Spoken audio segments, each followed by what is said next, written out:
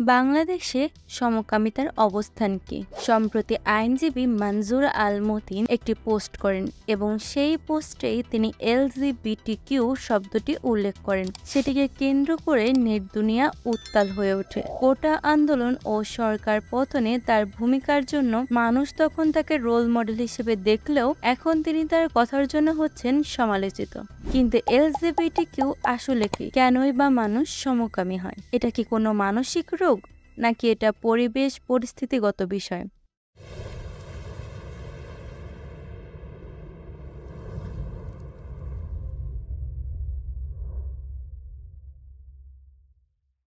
প্রথমেই বলি এলজিবিটিকিউ কি। 1990-এর দশক থেকে এই এলজিবিটিকিউ আদ্যক্ষরটি পূর্বতন গে কমিউনিটির সংজ্ঞাবাচক হিসেবে ব্যবহৃত হয়ে আসছে। সামগ্রিকভাবে এলজিবিটি বলতে বোঝায় লেসবিয়ান অর্থাৎ সমকামী স্ত্রীলোক, গে অর্থাৎ সমকামী পুরুষ, বাইসেক্সুয়াল উভকামী, ট্রান্সজেন্ডার অস্ত্রোপচারের মাধ্যমে পুরুষ থেকে নারী অথবা নারী থেকে পুরুষের রূপান্তর, কুইর যারা লিঙ্গ পরিচয়ের নির্দিষ্ট লেবেল প্রত্যাখ্যান করতে চায়। মানুষ কেন সমকামী হয়? ইউনিভার্সিটি রিসার্চ ইনস্টিটিউটগুলো এই সমকামী ব্যাপারটা নিয়ে প্রচুর গবেষণা করেছে। সকল গবেষণা তিনটি কারণকেই দায়ী করেছে: জিনঘটিত, হরমোন সংক্রান্ত এবং পরিবেশগত।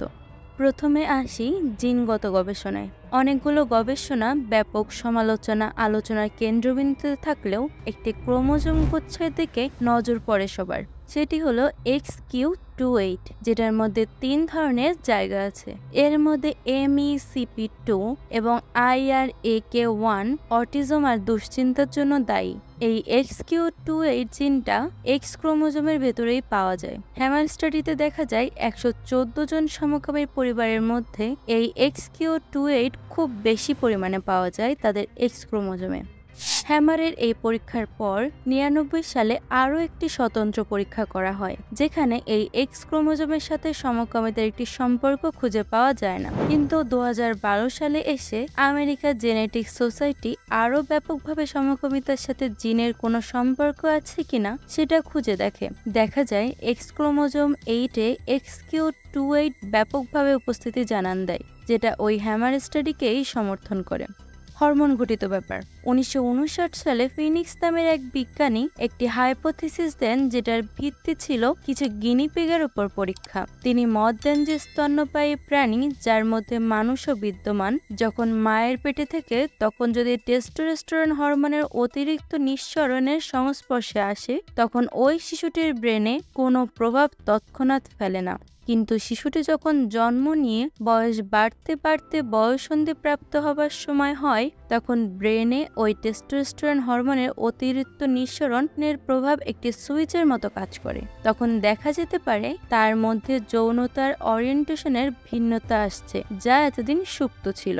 এরপর গর্ভবতী মায়েদের ওপর বহু পরীক্ষা নিরীক্ষা করা হয় এবং দেখা যায় এর প্রভাব 16 থেকে 17% শিশুদের উপর, যা খুব একটি আশাব্যঞ্জক যোগসূত্র নয়। তবে সাম্প্রতিক সময়ে সরাসরি কিছু পরীক্ষায় দেখা যায় মেয়েদের ক্ষেত্রে যারা জন্মের সময় উচ্চমাত্রার এড্রিনালিন এন্ড্রোজেনের হরমোনের সংস্পর্শে আসে, তারা কনজেন্টিনাল এড্রিনাল হাইপারগ্লাসমিয়া রোগে ভোগে। তাদের মধ্যেই সমকামিতা এবং দ্বিগামিতা বেশি দেখা যায়।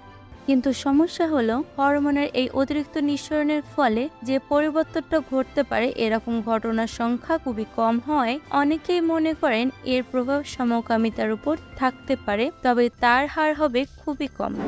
পরিবেশগত এই ব্যাপারটা বেশিরভাগ সমাজবিজ্ঞান এবং মনোবিজ্ঞানের ভেতরে পড়ে। এই যেমন বয়ঃসন্ধিতে আসলে কিশোরীরা অনেক ধরনের দুর্ঘটনা এবং অভিজ্ঞতার শিকার হয়, যার একটা স্থায়ী প্রভাব তার মনোজগৎটাকে পাল্টে দেয়। এক্ষেত্রে তার ইচ্ছা অনিচ্ছা অনেক কিছুই তার অবচেতন মন দ্বারা নিয়ন্ত্রিত হয়। তখন সে চাইলেও তার মনকে নিয়ন্ত্রণে আনতে পারে না।